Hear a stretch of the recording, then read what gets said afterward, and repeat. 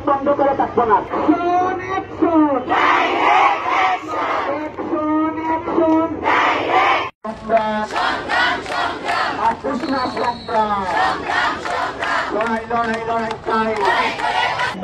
এক দাবি, এক দফা এক দাবি, আপোষ না সংগ্রাম, আপোষ না সংগ্রাম, এক দফা এক দাবি।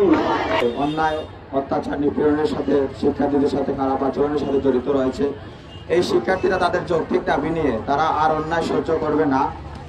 ওরা ওদের মুখ খুলে গেছে, ওরা ওদের মনের অভিব্যক্তি প্রকাশ করতে পারে, সুতরাং ওদেরকে আর দমায় রাখা যাবে না। ওরা বলে দিয়েছে যে এই নর্থ ইস্ট নার্সিং কলেজকে দুর্নীতিমুক্ত করবে এবং এই কলেজ যাতে কোনো অন্যায় ও নিপীড়ন তারা সহ্য তাদের হয় না, সেই কারণে তারা কিন্তু এখানে একত্রিত হয়েছে এবং তারা স্পষ্ট ভাষায় বলে দিতে চায় তারা দীর্ঘদিন ধরে এই আন্দোলন করতেছে এবং আন্দোলন একসময় সফল হয়ে গেছে।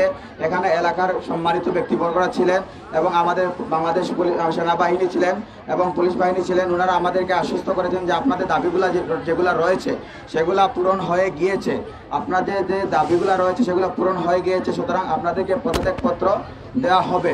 কিন্তু আমরা যখনই পদত্যাগপত্র দেওয়া হবে বলেন আমরা আসি, কিন্তু আমাদেরকে বিভিন্নভাবে বলা হয় পদত্যাগপত্র এই হবে সেই হবে, কালকে দিব, আগামীকাল দিব, এইভাবে বিভিন্ন রকম বলে আমাদের সাধারণ শিক্ষার্থীদেরকে ওনারা বানচাল করার চেষ্টা করতেছেন, ওনারা বিভিন্ন ধরনের নাটক সাজাচ্ছেন।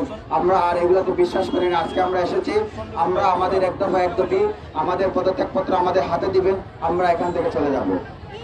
একদিন ধরে একই কাজ করা হচ্ছে, তো তারা সহ্য করতে করতে একটা পর্যায়ে তারা আর সহ্য করে নাই, তারা রাস্তায় নেমে এসেছে। তো ওই দিন থেকে আমাদের সাথে কলেজ অথরিটির অনেক ধরনের মিটিং, অনেক ধরনের আলোচনা হয়েছে। তারা আমাদের আশ্বস্ত করেছিলেন যে গত 25 তারিখ আমাদেরকে পদত্যাগপত্রের লিখিত দিবেন, কিন্তু ওইটা ওনারা অ্যাকচুয়ালি আমাদের যেটা দিয়েছেন ওইটা আমাদের কারোর জন্য সন্তোষজনক হয়নি। ওইখানে হচ্ছে ব্যাপারটা এরকম উল্লেখ ছিল যে তদন্তের স্বার্থে ওনাদেরকে গোলবদন ম্যামকে হচ্ছে অব্যাহতি দেওয়া হচ্ছে তদন্তের স্বার্থে। তো একটা পর্যায়ে দেখা যাবে তদন্ত শেষ হয়ে গেলে ওনারা গোলবদন ম্যাম আবার হচ্ছে কলেজে প্রবেশ করতে পারবেন, এরকম একটা ধারণা আমাদের আছে। তো ওই ক্ষেত্রে ওনারা যে লিখিত দিয়েছেন ওইটাই আমরা সন্তোষ প্রকাশ করিনি। সন্তোষ প্রকাশ না করে এই যে সাধারণ শিক্ষার্থীরা সবাই আবার হচ্ছে মাঠে অবস্থান করছে। তো আজকে আমরা দুপুর 12টা পর্যন্ত ওনাদের সময় দিয়েছি। সাধারণ শিক্ষার্থীদের পক্ষ থেকে আমরা যারা প্রতিনিধি ছিলাম তাদেরকেও গতকাল বলা হয়েছে যে আজকে দয়া করে তোমরা দুপুর 12টা পর্যন্ত ওয়েট করো। আমরা দুপুর 12টা পর্যন্ত ওয়েট করতেছি।